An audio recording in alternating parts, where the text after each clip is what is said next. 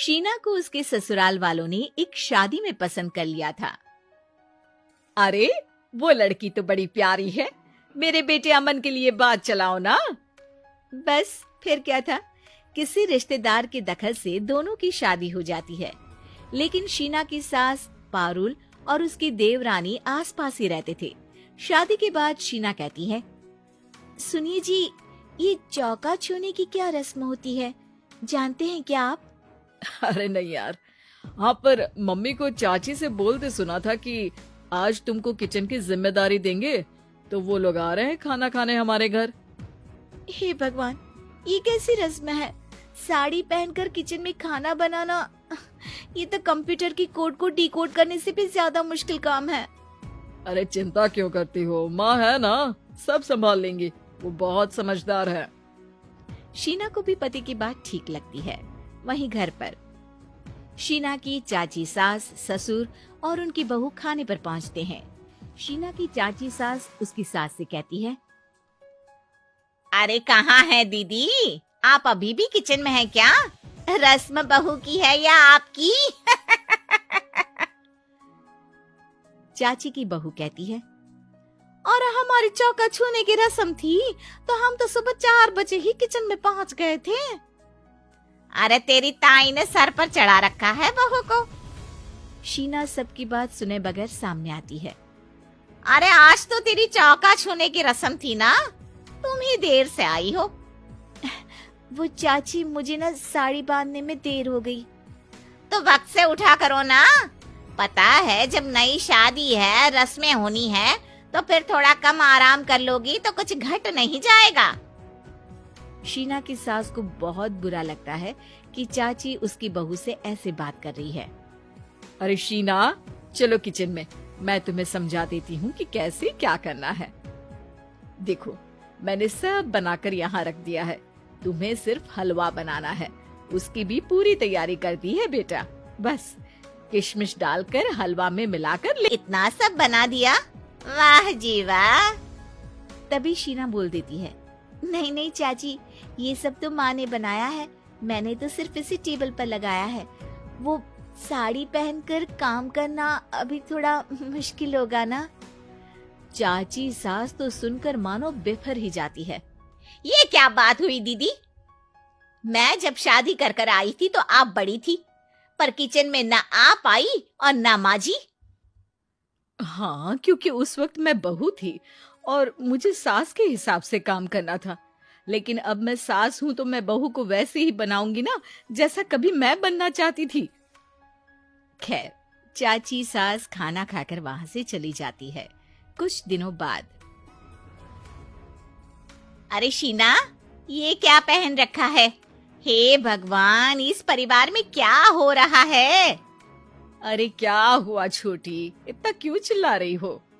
इसने पहना क्या है? अरे दीदी, क्यों इतनी छूट दे रही हो? शीना, जो कि सलवार सूट पहने खड़ी थी, चाची के गुस्से को देखते ही अंदर चली जाती है। देख छोटी, हम दोनों को आज की बहुओं से तुलना नहीं करनी चाहिए। वो दौर अलग था, आज का वक्त अलग है। देखिए दीदी, ये तो परंपरा है, हमारी सास ने हमें दी और आगे हमें अपनी बहुओं को देना है। ये क्या लगा रखा है आपने? आप तो पूरी संस्कृति ही खराब कर रही हैं। ये बोलकर चाची सास वहां से चली जाती हैं। शीना की सास चाची की बात से परेशान होकर रोने लगती है। तभी उसका पति वहां आ जाता है। अरे क्या हुआ भाग्यवान, फिर तुम्हारी देवरानी तुमको ताने देकर चली गई है क्या? हाँ, पता नहीं मैं ठीक कर रही हूँ कि नहीं, पर मुझे तो बहू के सूट पहनने में कुछ गलत नहीं लगता। अरे लोगों की बहुएं तो न जाने क्या क्या पहनकर घूम रही हैं। मैं तो उसे भी बुरा नहीं मानती, ये क्या मेरी गलती है? अरे नहीं, बिल्कुल नहीं, अपने किए फैसले का सम्मान करो, ठीक है सब। कुछ दिन निकल जाते हैं, फिर आता है शीना का पहला करवा चौथ। अरे शीना बेटा, यह त्योहार हमारे घर में बहुत मायने रखता है। तुम शाम की पूजा के लिए अच्छे से तैयार हो जाना। और सुनो, चाची सास और उनकी बहू भी यहाँ आएंगी पूजा के लिए, तो खाना भी बनाना है, वो मैं बना लेती हूँ। तुम बस आज के दिन साड़ी पहनना बेटा। शीना समझ नहीं पाती है कि चाची सास के आने पर उसकी सास उसे साड़ी पहनने को क्यों। शीना की सास उसकी बात पर खुश हो जाती है। छोटी को पता न चले कि मेरी बहू घर में सूट पहनती है, तो मैंने आज साड़ी पहनने को बोल दिया। क्यों लोगों को बिना वजह बात बनाने का मौका दें। शाम को सब पूजा पाठ करके बैठे होते हैं कि चाची सास की बहू चाची सास से कहती है, माँ जी, आज के दिन तो आप लोगों के घर बहुओं को नेक दिया जाता है ना।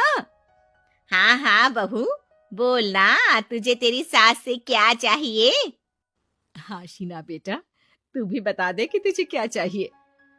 मम्मी जी, मुझे ना आपका वो रानी हार चाहिए जो आपने अभी पहना है। चाची सास थोड़ा हिचकिचाते हुए कहती है, हाँ हाँ ले लेना, सब तेरा ही तो है। तुझे कौन सा हार चाहिए बहू।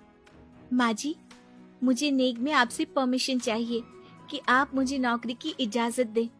आप तो जानती हैं कि मैं और ये एक ही कॉलेज में एक ही क्लास में साथ में थे, लेकिन आज वो कहाँ है और मैं कहाँ।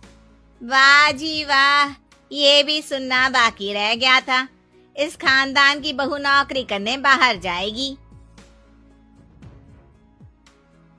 और मैं भी तो इंटर पास हूँ, पूरे 2nd डिवीजन, लेकिन कभी मजाल है कि नौकरी की बात की हो। पर दीदी, मैंने MBA किया है, वो भी बड़े संस्थान से।